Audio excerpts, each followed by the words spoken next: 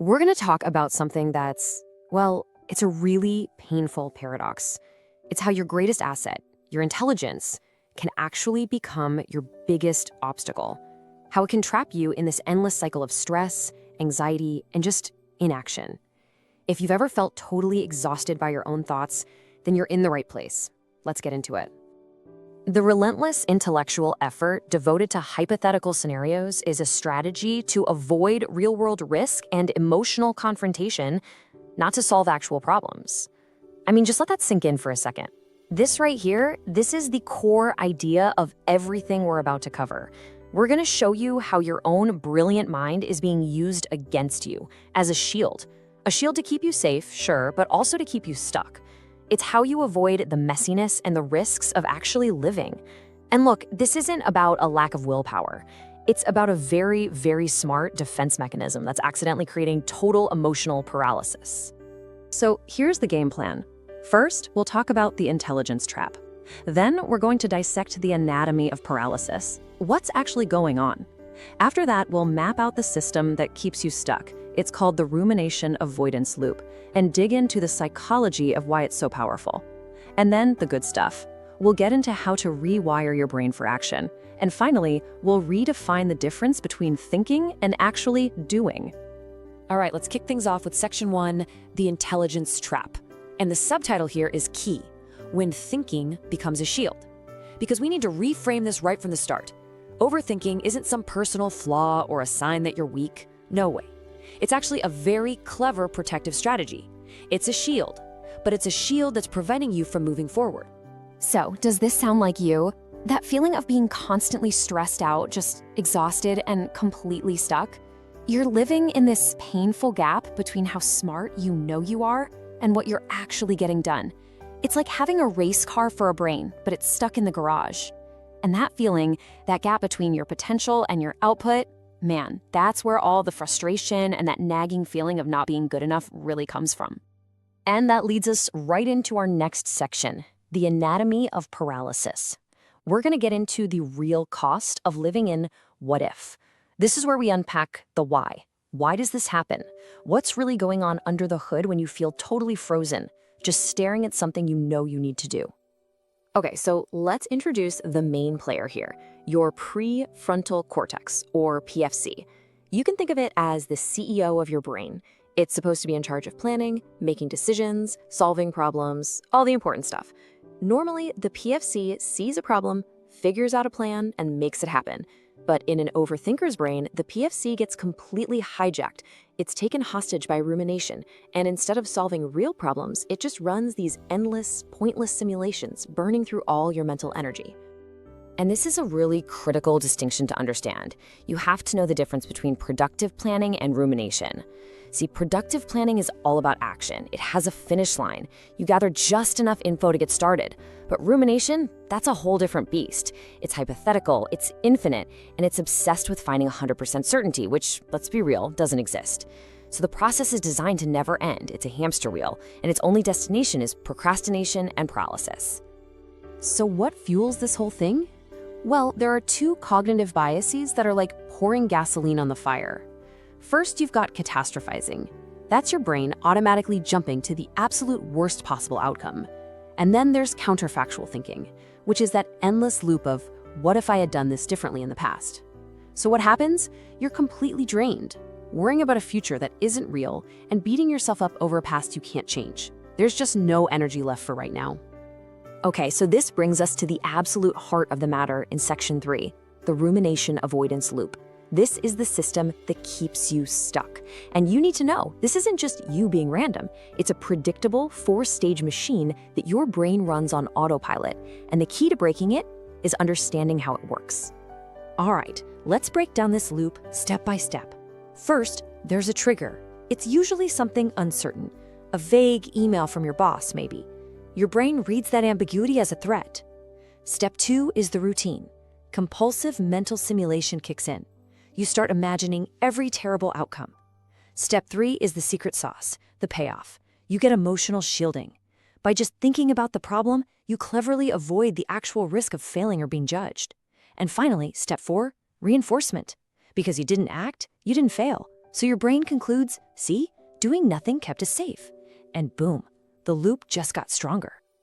And there's another part of your brain that's working overtime here, the default mode network, or DMN. This is basically your brain's self-talk center. It's what's running when your mind wanders. In this loop, the DMN goes into overdrive.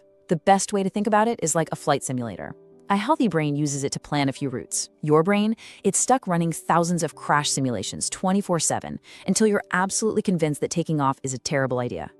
So the big question is, why? Why on earth is this self-sabotaging system so powerful and so hard to stop? Well, in this next section, we're going to dig into the psychology of safety and find out exactly why your brain actually prefers this endless simulation to messy reality. Okay, there's a fascinating term for what's driving this: preemptive emotional neutralization. It sounds complicated, but the idea is simple. Your brain hates being surprised by negative emotions, like the sting of failure or rejection. So its weirdly clever strategy is to make you feel that failure 1,000 times in your head before it can ever happen for real. The brain's logic is, hey, if I've already imagined the worst and felt that pain, the real thing won't be so bad. It's a twisted kind of self-defense that just keeps you trapped in fear. And you can actually see this happening in the brain. What this chart shows us is that in an overthinker's brain, there's this hyperconnectivity, like a tangled phone line between the DMN, that self-talk network, and the PFC, the CEO. Instead of the CEO telling the DMN to quiet down so it can focus, they get stuck in this feedback loop, just amplifying each other's worries. But in a focused mind, you can see the PFC is in control. The CEO is actually running the show. And here's the kicker: your brain is getting rewarded for all this. It's not just avoiding pain, it's getting these little hits of what we can call false rewards. See, you get an illusion of control from thinking through every scenario. You get a tiny dopamine hit for solving complex puzzles, even if they're totally made up. And of course, the biggest reward of all is avoiding the risk of the real world. Your brain thinks it's being productive, tricking you into believing that all this thinking is the same as doing. All right, we've spent enough time on the problem. It's time to talk about the solution. Section 5 is where the rubber meets the road. We're moving from diagnosis to treatment. And I'm going to give you 3 super practical tools you can start using today to break this loop and take back control. Tool number 1 is all about containing the chaos. It's called scheduled worry time. It sounds simple, and it is. You give yourself exactly 10 minutes a day to worry your heart out. Write it all down, think through every fear. But here's the rule. When a worry pops up any other time, you don't fight it. You just acknowledge it and say, got it, we'll deal with you at 6 p.m. during worry time. This is a brilliant way to use your brain's CEO, the PFC, to take control of when you worry instead of letting it control you all day. Tool number 2 is a simple filter for your thoughts. It helps you separate what's actually useful from what's just noise. The next time a worry hits you, ask yourself question number 1. Is this problem solvable right now? And be brutally honest. Do you have what you need to solve it in this exact moment? And then you immediately follow up with question number 2. Is this problem certain to happen?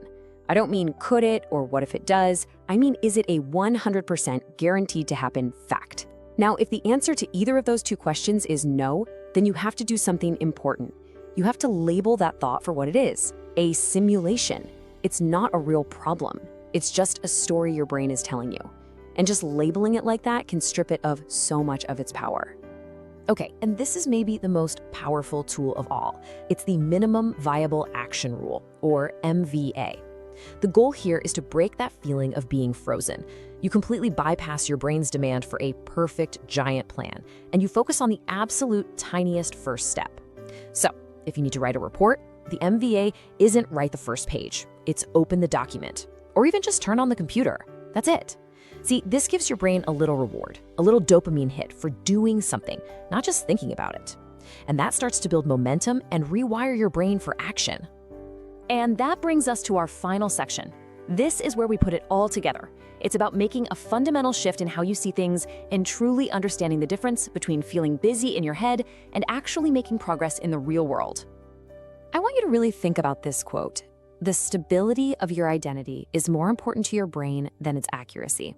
This explains so much about why it's so hard to change. Your brain gets comfortable with the identity of the overthinker. It might be painful, but it's familiar, it's predictable. Your brain would rather cling to a known negative identity than risk the uncertainty of becoming someone new. So to really change, you have to be willing to challenge the very story you've been telling yourself about yourself. And if there's one thing you take away from all of this, let it be this. Don't mistake the noise in your head for the work that needs to be done.